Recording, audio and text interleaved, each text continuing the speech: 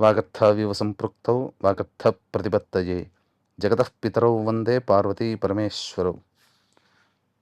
ఆదిత్యాయ చ సోమాయ మంగళాయ బుధాయ చ గురుశుక్రశనిభ్యశ్చ రాహవే కేతవే నమః. శృంగేరి జగద్గురు పీఠాధిపతులకి, కంచి పీఠాధిపతులకి నమస్కారములు తెలియచేసుకుంటూ కార్యక్రమాన్ని ప్రారంభిద్దాం. వీక్షించేటువంటి ప్రేక్షకులకి మే 1వ తారీఖు నుంచి 15వ తారీఖు వరకు సింహరాశిలో జన్మించినటువంటి వారికి ఏ విధంగా ఉండబోతుందో తెలియచేసుకుందాం. మఖా నక్షత్రం 4 పాదాలు, పుబ్బా నక్షత్రం 4 పాదాలు, ఉత్తరా నక్షత్రం మొదటి పాదంలో జన్మించినటువంటి వాళ్ళు సింహరాశికి చెందినవారిగా గుర్తించడం జరుగుతుంది. అయితే ప్రధానంగా రాశిలోనే కేతు సంచారము, సప్తమంలో రాహు సంచారము, అష్టమ స్థానంలో శని కుజుల యొక్క సంచార ప్రభావము, నవమంలో రవి బుధ యొక్క సంచారము, దశమంలో శుక్రుని యొక్క సంచారము, ఏకాదశంలో గురుగ్రహ సంచార ప్రభావం. వెరసి చూసుకున్నట్లయితే గత సంవత్సరన్నర కాలంగా అనుభవిస్తున్నటువంటిది అష్టమ శని ప్రభావం అందరికీ తెలిసిందే. దీనివలన కర్మదోషానికి కారకుడైనటువంటి శని అష్టమ స్థానంలో సంచరిస్తుండడం వల్ల ముఖ్యంగా ఆరోగ్యం పట్ల ఇబ్బందులు పడడం, అంటే కొంతమంది జాతకాల్లో ఉన్నటువంటి వాళ్ళకి అనారోగ్యం అనేటువంటిది బాగా ఇబ్బంది పెడితే, కొంతమంది జాతక రీత్యా అనారోగ్యం అనేటువంటిది అప్పుడు బయటపడుతుంది. లేదా ఎప్పుడు కూడా శరీరము సహజ సిద్ధంగా ఉత్సాహంతో ఉండకుండా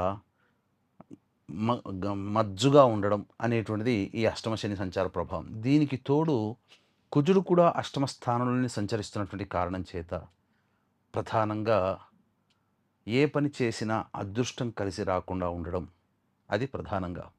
అంతేకాకుండా వాహనాన్ని నడిపేటప్పుడు జాగ్రత్తలు పాటించాలి. మే 15వ తారీఖు వరకు ఎట్టి పరిస్థితిలో కూడా మీరు అప్రమత్తంగా లేకపోతే చాలా మటుకు ఇబ్బందులు పడాల్సినటువంటి పరిస్థితి.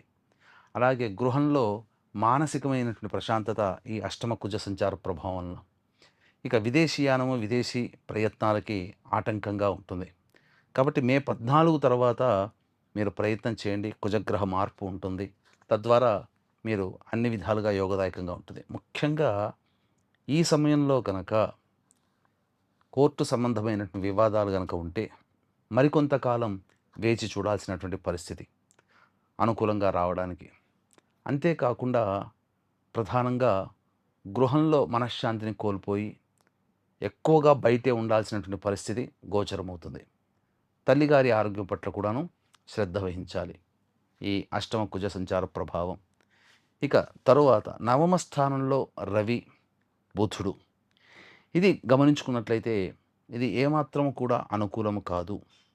ధనపరమైనటువంటి విషయాల్లో జాగ్రత్తలు పాటించాలని సూచన. అలాగే తోటి ఉద్యోగస్తులు, అలాగే వ్యాపారస్తులు, వృత్తిలో ఉన్నటువంటి వాళ్ళ వల్ల కొంత మానసికమైనటువంటి వేదనకి గురవుతారు. సహకారం లేకపోవడము, అధికారుల యొక్క ఆగ్రహం ఉండడం, ఇవన్నీ కూడా మీకు నవమ స్థానంలో రవి యొక్క సంచార ప్రభావం వలన కలిగేటువంటి దుష్ఫలితాలు. ఇక బుధగ్రహ సంచారం కూడా అనుకూలంగా లేదు కాబట్టి పెట్టుబడులకి స్టాక్ మార్కెట్స్లో లేదా ఎవరికైనా అప్పు ఇవ్వడానికి ఇది సరైనటువంటి సమయం కాదు. ఇచ్చామా ఇక రాదు అనుకునేటువంటి విషయంతోనే ఉండిపోండి. కారణం ఏంటంటే మీకు ధన యోగానికి కారకుడైనటువంటి వాడు ధనాధిపతి మరియు లాభాధిపతి అయినటువంటి బుధుడు సరైనటువంటి స్థితిలో సంచారం లేని కారణం చేత ధనపరమైనటువంటి సమస్యలు ఎదుర్కొంటారు. ఎంతో ఇబ్బందుల్లో ఉంటే తప్ప ఎదుటి వాళ్ళకి మీరు ధనాన్ని ఇవ్వకండి, ఇది చెప్పవచ్చు. ఇక సప్తమ స్థానంలోనే రాహు యొక్క సంచారము ఈ సంవత్సరం అంతా ఉన్నటువంటి కారణం చేత సాధారణంగానే మీకు సహాయ సహకారాలు లేకపోని కారణం చేత సొంతంగానే ప్రయత్నం చేయాల్సినటువంటి పరిస్థితి.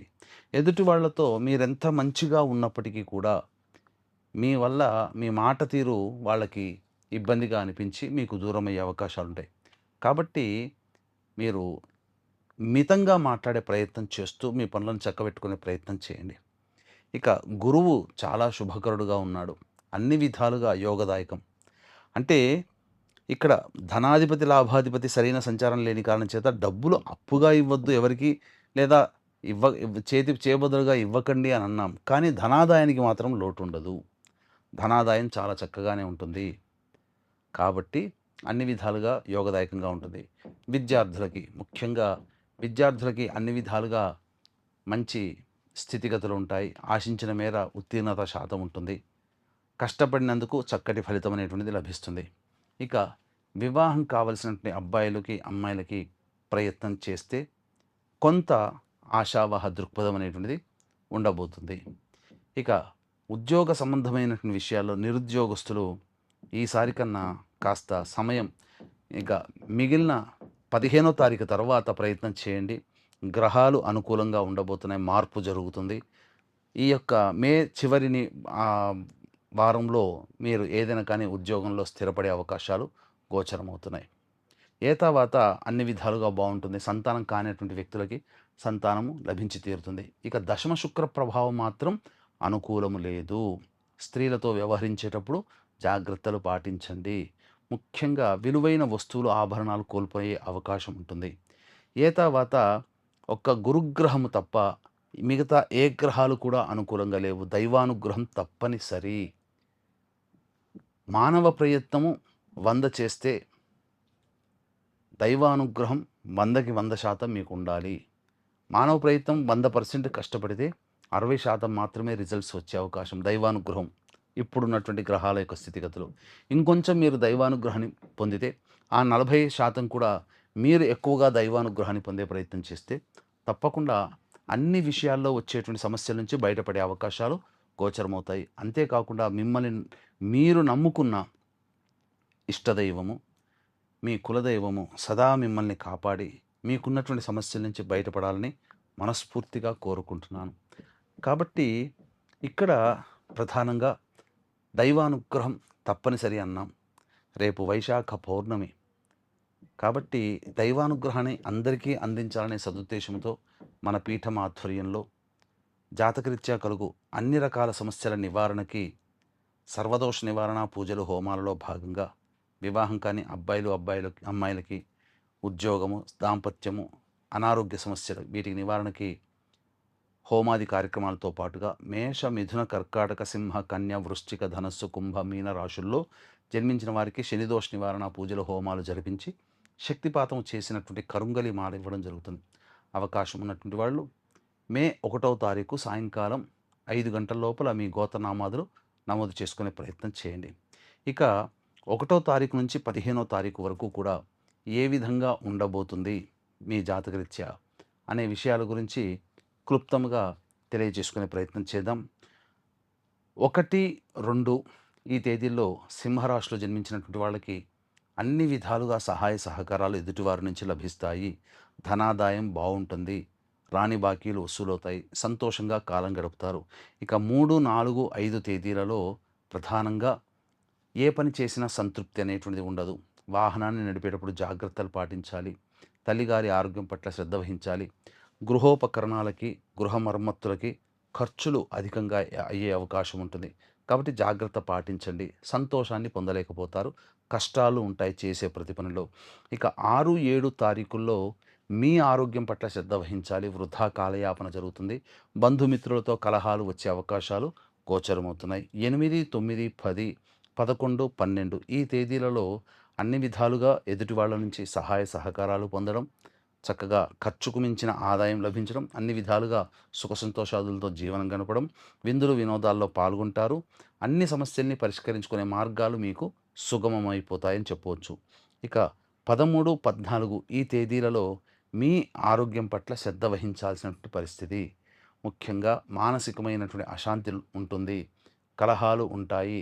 అదృష్టం కొన్ని అవకాశాలు దగ్గర దాకా వచ్చి వెనక్కి వెళ్ళిపోతాయి. ఈ రోజుల్లో ఖర్చులు అధికంగా ఉంటాయి. 15వ తారీఖు మాత్రం ప్రధానంగా సంతానం మూలకంగా ఖర్చులు, సమస్యలు ఉంటాయి. అలాగే సంతానంతో విభేదాలు అనేటువంటివి ఏర్పడతాయి. కాబట్టి జాగ్రత్తలు పాటించండి. కష్టములు అనేటువంటివి ఉంటాయి. ఖర్చులు కూడా అధికంగా ఉంటాయని చెప్పవచ్చు. తర్వాత మీకు చెప్పొచ్చు ఏదంటే దైవానుగ్రహం తప్పనిసరి. మీ యొక్క కులదైవము, ఇష్టదైవము మిమ్మల్ని సదా రక్షించి సమస్యల నుంచి బయటపడాలి అనే మనస్ఫూర్తిగా కోరుకుంటూ సర్వం శ్రీ ఉమామహేశ్వర పరబ్రహ్మార్పణమస్తు.